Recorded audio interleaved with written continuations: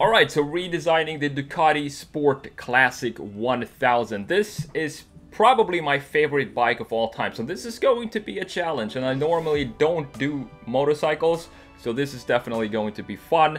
And let's see how this is going to turn out. So what do we want to do with this? We want to kind of clean it up a little bit. There are too many things poking out. So what I mean by that is this thing, this fender back here is poking out this way. Right there, and then we have the exhaust poking out this way and the mirrors poking out that way. So we're gonna stop the poking and we're going to clean that up. And also, the Sport Classic is obviously a naked bike. I want to do something drastic and cover it up just half. I want to like make it a half naked bike.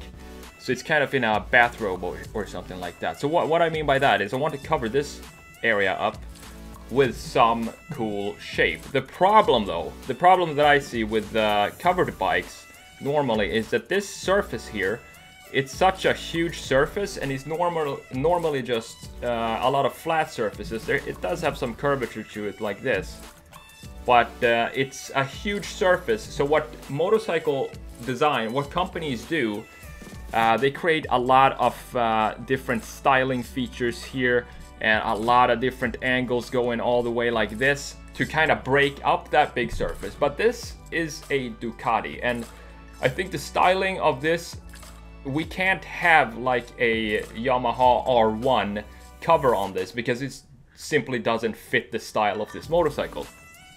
So what I'm thinking is we're going to cover this up, probably something like that. So this part is going to be covered, and if we can't use the weird angles and the extreme designs of sport bikes, how are we going to break this up?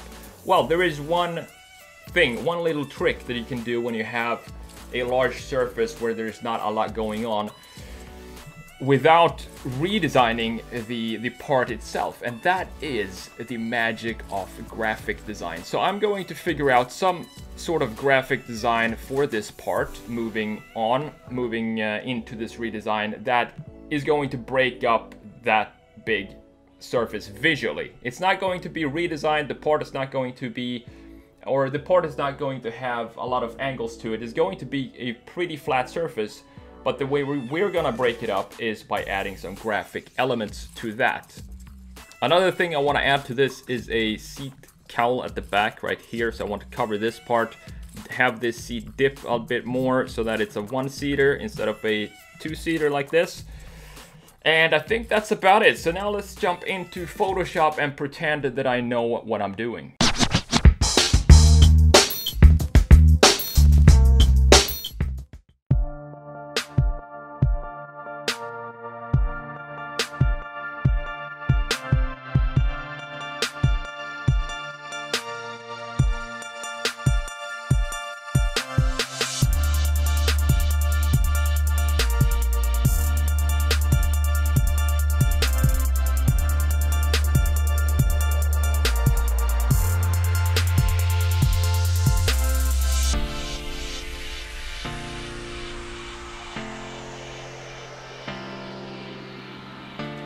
You know, riding a bike is kind of special. It's very different from driving a car, because when you're driving a car, you still have all the distractions you have as you would if you're at home. You're kind of still sitting in a cocoon in a room. You have the radio, you have the passengers, you have your phone that's beeping and vibrating and all that stuff. But when you're on a bike, riding the bike is the only thing you're focused on. If you pick up your phone, you're gonna fall off the bike, so you can't really do that when you're riding. And that to me is it feels really good to get out and ride, especially after a long day of editing and sketching in front of the computer, and just get out and put the helmet on, put some music on if you want, and then just go out and ride right before, you know, those magical hours right before sunset is the best time for me to ride. And I want to ask, do you ride yourself? What kind of bike do you have, and why specifically did you choose that bike?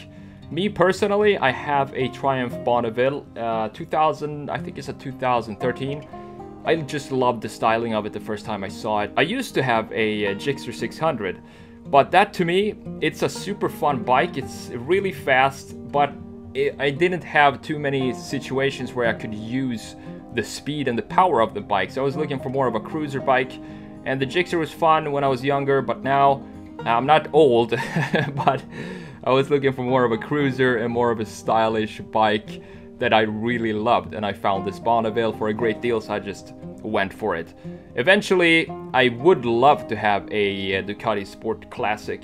Probably after this bike, the next bike would probably be a Sport Classic. The problem though is I need to find one. They're so rare nowadays, but eventually I think one will pop up at the right time.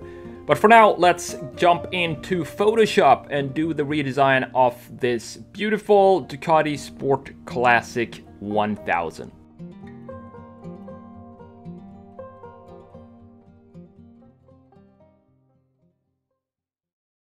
Alright, the Sport Classic redesign. This is such a beautiful bike, so this is not going to be easy by any means. But there are a few things, kind of a few standard things that I like to do to bikes of this style. And the first thing, and that goes for my bike as well, the Bonneville, is to remove the rear fender that sticks out like that. I don't like that. I want to have that a clean cut off. And that's something. That's probably something that I'm going to do with my bike eventually, at some point when I feel like doing it. Anyway, so that's the first thing that I want to do with this Ducati Sport Classic 1000 here.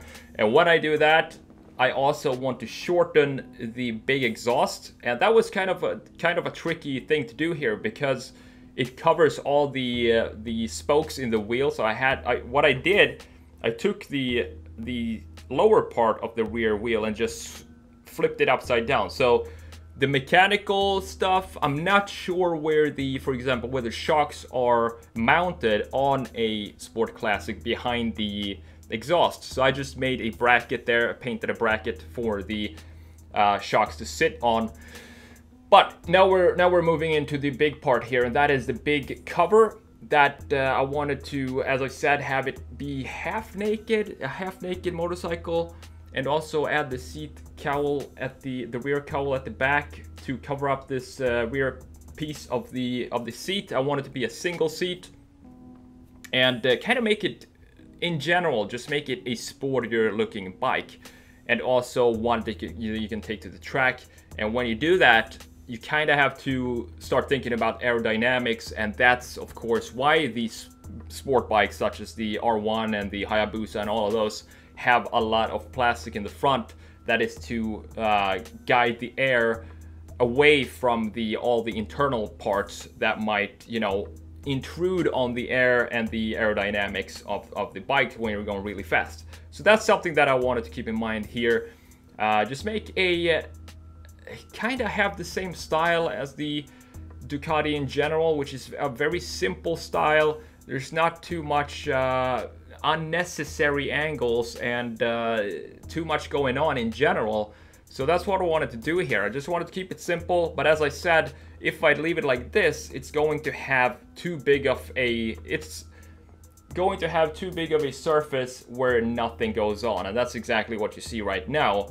So we have to solve that somehow, and the way we're going to solve that is, of course, by adding some graphic elements to the design, which I'm going to do just in a minute here. And also, another thing that's important when you do stuff like this is to add thickness to the parts that you're designing. One thing I see when students send me their sketches is they do a lot of airbrushing like this, and the airbrush, the shading looks good. It looks like you know where the light source is, and you have an idea of what surfaces are facing the light source and not, and that obviously will tell you what surfaces should be light or should have highlights on them and which should not. So the thing that I see a lot of people miss out on is to add those extra details, such as thickness to the edges of your designs, and not just cut the airbrush hard with a hard round brush and then just leave it like that. You want to go in and add these things that I'm adding right now, which are these tiny reflections, and think about the thickness of the part itself. How is the part manufactured? and where are the edges and what edges are facing away from the light source. For this example right here, this bottom part is obviously facing away from the light source, but at the same time it has a ground reflection from the ground, which means that it's going to have a kind of like an light from underneath that shows that it's a curvature on the bottom. It's just tiny details like that, but these details, they make such a big difference when you get them right. So this is the graphical element that I wanted to add, and when I added this, I thought there's something missing on the rest of the bike. So I thought, okay, we have the stripes on the side, so I'm just gonna add the same type of graphic over the tank and also over the rear. And I love this. I really like this black pinstripe that goes alongside the graphics here. And that's about it for this redesign. This was a quick redesign, my first bike in a long time. I really hope you enjoyed this video just as much as I enjoyed making it. Here, of course, is the before and after. I think it looks cool. I could maybe work a little bit more on the cover so that it doesn't look too flat. But you know, it's a Ducati. I like to keep things very simple when it comes to a simple design that I'm starting with. And this, of course, is the before and after. If you like this kind of videos, let me know in the comments below, and also check out my playlist called Car Makeovers. I'm gonna link it up in the corner up there. Of TheSketchMonkey, thank you so much for spending a few minutes with me today. I hope you have a fantastic day, and I will see you in the next video. Take it easy.